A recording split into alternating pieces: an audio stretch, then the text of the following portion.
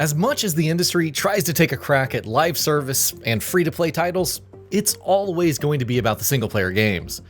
Those focused on storytelling above all else, while pushing the boundaries of presentation and gameplay innovation. Unfortunately, 2026 offers an array of such titles to get excited about, so let's dive into 35. Yes, 35 of them here. Mouse PI for Hire. If you've ever played Cuphead and wanted a rubber hose animation style first-person shooter, Mouse PI for Hire may very well be it.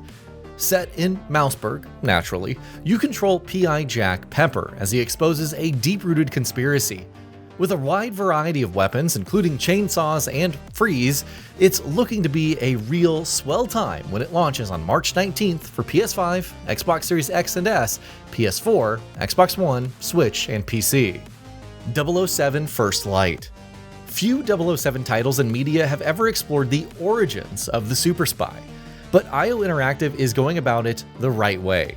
With a mix of classic gadgets, gorgeous sandboxes that encourage creative solutions, and a more impulsive James Bond, 007 First Light has all of the tools to provide a fantastic action-adventure. It's out on March 27th for current-gen consoles and PC. No Law. From isometric cyberpunk twin-stick shooting to, well, first-person cyberpunk shooting, Neon Giant's next game is certainly unexpected. Set in Port Desire, a more condensed open world, it's a non-linear story about Gray Harker and his past mistakes returning to haunt him. How you solve those dilemmas is completely up to you, which is music to my dishonored loving ears. So here's hoping the execution in No Law is as brilliant. Phantom Blade Zero. Of course, you can't have just one John Wick-esque journey. Cue S Games' Phantom Blade Zero, whose protagonist faces off against numerous assassins while clinging to life. While focusing more on fast-paced combat with multiple weapon types and brutal enemies, the world is littered with secrets, to the extent that you might not see everything on your first playthrough. Style and substance should be a winning formula indeed when it launches on September 9th for PS5 and PC. Control Resonant. Remedy kind of spoiled us on the sequel, venturing beyond the confines of the oldest house into something much bigger, but none of us expected a sequel like this. Battling through the streets and skies of Manhattan as Dylan, Jesse's brother, wielding dual blades and heavy weapons alongside telekinesis and other powers, it feels almost like a dark fantasy, albeit through a paranatural lens. Control Resonant will hopefully channel that into something more, and we cannot wait to see the studio's creativity truly unleashed. The Sinking City 2. Frogware's return to the flooded city of Arkham, tackling eldritch horrors and attempting to survive with our sanity intact, is one that we've been waiting a long time for. The original showed promise, but The Sinking City 2 looks to expand on that, both graphically and in terms of far-reaching consequences. And let's be honest, with Cthulhu, who doesn't want to see how badly things can go? With a release sometime in the first half of 2026, it is not long now. Neo 3. Be Tokugawa Takachiyo. Be next in line to become Shogun, until your power-hungry sibling cannot take it, embroiling Japan in a massive crucible. Venture back in time to see various eras, even the Bakumatsu, for the first time in the series, an attempt to set things right.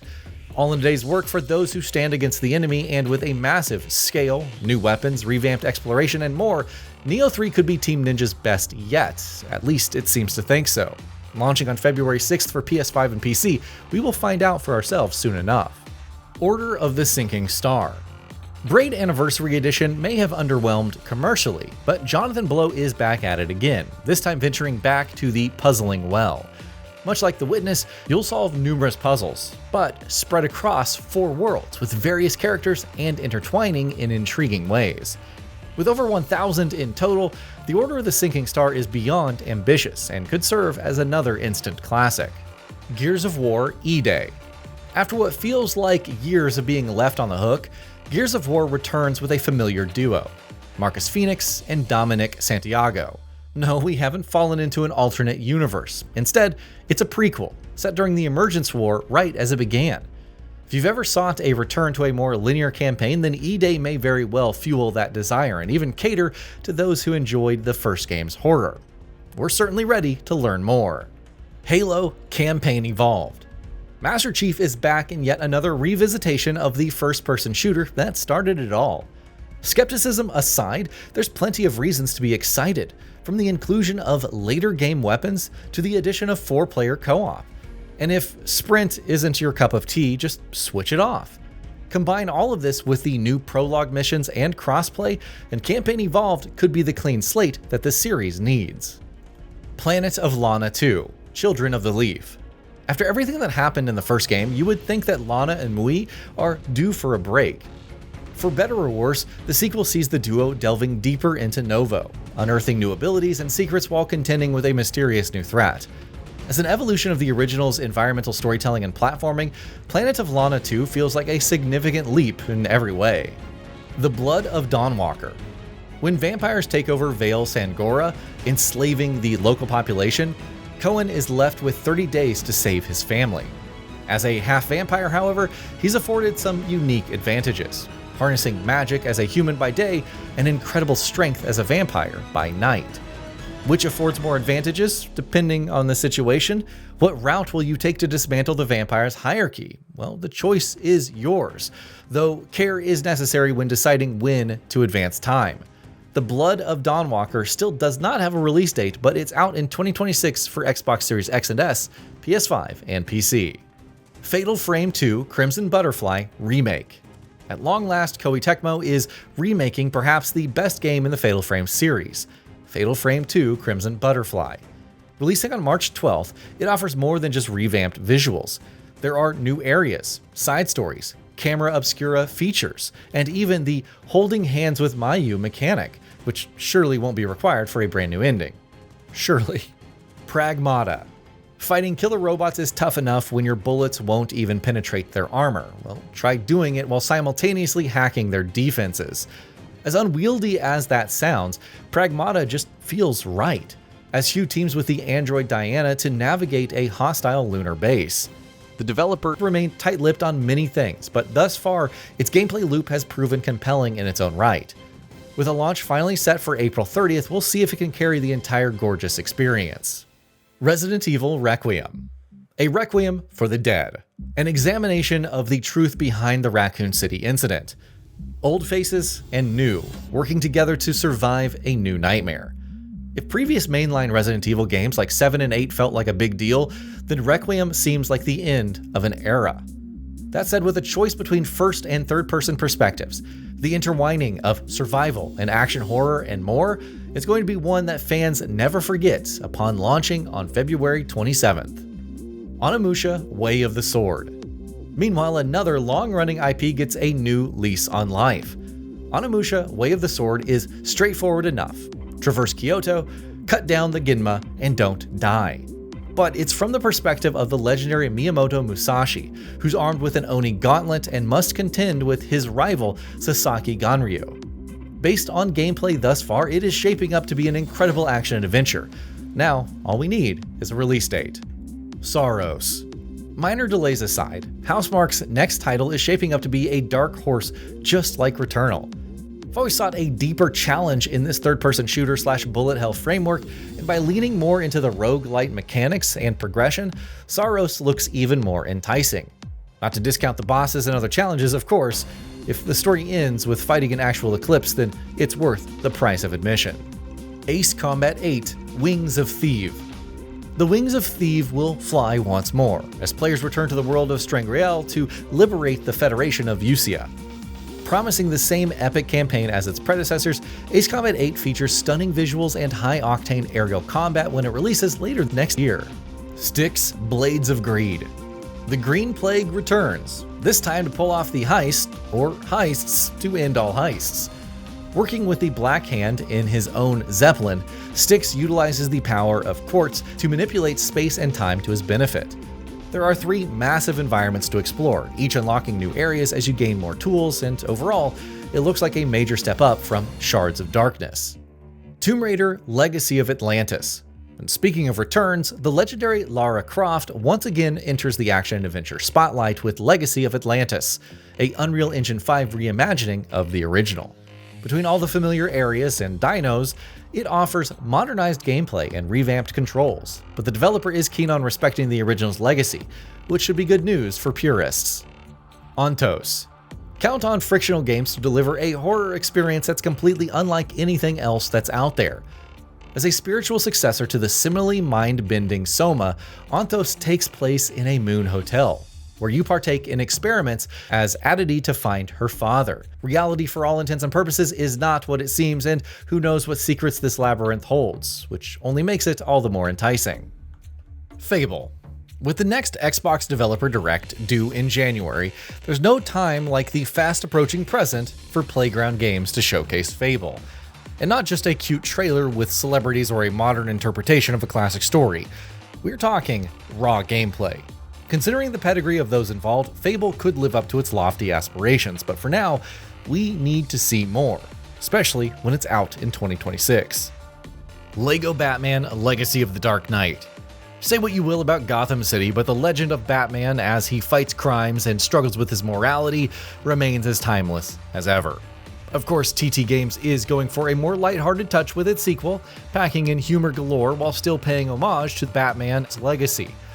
With multiple playable characters and a massive playground, Legacy of the Dark Knight is shaping up to be an incredible tribute when it launches on May 29th. Monster Hunter Stories 3: Twisted Reflection. A catastrophe in a fantastical world that somehow involves a Rathalos. Where have we heard this one before? Well, beyond the promise of an epic adventure, Monster Hunter Stories 3: Twisted Reflection is also venturing into new directions with raising monsties. You can now fight off invasive monsters, retrieve endangered eggs, hatch them, and reintroduce them into the wild to restore a habitat, which is a nice ecological message. But it also nets a sick fire-wielding Zen-Ogre, among other mutations, and that is really what matters. Beast of Reincarnation. A AAA game from Game Freak, known for the Pokemon series. Well, that sounds odd if nothing else. It involves a human named Emma and her dog, Ku, working together to save humanity in a post-apocalyptic future. Between majestic creatures, bizarre enemies, a beautiful depiction of Japan's wilderness, and extensive violence, you have to wonder whether this is the same developer, but regardless, it should be worth the wait. Marvel's Wolverine. When talking about violence, and lots of it, Insomniac speaks to us on a primal level with Marvel's Wolverine. Every aspect of that berserker fantasy is preserved in this original story, as Logan seeks the key to his past, even if he may not like the answers. There's more to learn, but really we're way past sold based on the dismemberment alone. Grand Theft Auto 6. By now we've covered the sheer agony of delays that Rockstar's sequel has inspired, not to mention everything we'd like to see. The crazy thing is that despite the hype and every detail in its last trailer, it still feels like we haven't truly seen the core of Grand Theft Auto 6, much less its gameplay.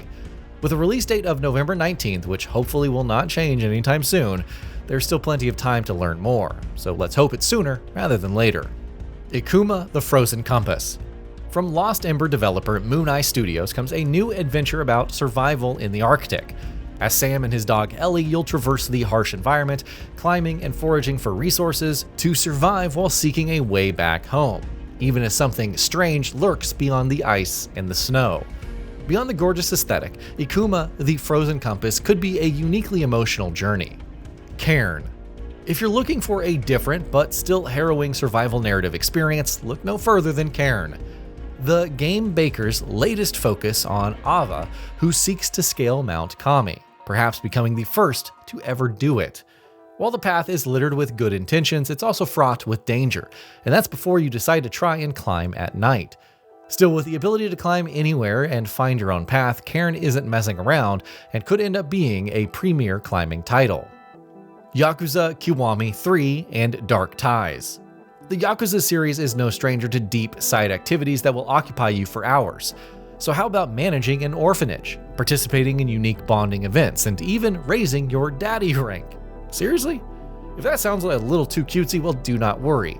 Yoshitaka Mine's story, as told through Dark Ties, offers Konda damage control, where you fulfill requests, complete challenges, including combat, and ascend past the ranks of trash. Between all of this and their deeply involving narratives, there is little reason not to delve into Yakuza Kiwami 3 and Dark Ties when it launches on February 12th. Code Vein 2. What's the end of the world between blood-sucking, dungeon-crawling, and friends? Unlike the first game, Code Vein 2 is about hopping through time, meeting various important figures, and hopefully stopping the apocalypse. The lack of online co-op is a bummer, but at least the robust character creator is back, while build variety is freer than ever. With bigger foes, bosses, and stakes, Code Vein 2 should offer a more impactful experience when it launches on January 30th. Gothic 1 Remake. The original explore a Eurojank world without any hand-holding and try to survive, but this time with improved visuals. Everything about the original remains unchanged, however, as you navigate the colony in whatever manner you wish. Choose a faction, become a hero, interact with NPCs, whatever you desire across a 50-hour journey when Gothic 1 Remake launches in Q1 2026. Valor Mortis. All men must die, says Valor Morghulis, but not you. Instead, Ghost Runner developer One More Level wants you to show courage in the face of death, especially after you've been brought back to life and must battle against plague-ridden foes. As a first-person Souls-like with responsive melee combat, Valor Mortis is shaping up pretty well, and we cannot wait to see how far the horror-filled rabbit hole goes. Decrepit. Of course, if you want something even darker, there is Decrepit, which offers an even simpler goal: escape a castle teeming with danger. There's a roguelike loop where getting caught means starting over, but beyond the Souls-like combat, the emphasis is on learning more about the world, uncovering secrets like permanent upgrades, harnessing equipment to suit your playstyle, and more. It's intriguing and complements Valor Mortis in several ways. Forza Horizon 6. If the millions and millions of players throughout the years did not clue you in, this franchise is truly unstoppable. And Forza Horizon 6 could just be the best yet. New cars and a bigger map, spreading from Tokyo to the area around Mount Fuji is a given, but Playground cramming it with activities to make it the most full yet is intriguing. With rumors claiming a release in the first half of 2026, Xbox Series X and S and PC won't have long to wait to get their hands on. And that'll be about it for this one. If you guys like what we're doing at Gaming Bolt, please consider subscribing to our channel, and I'll see you guys on the next video.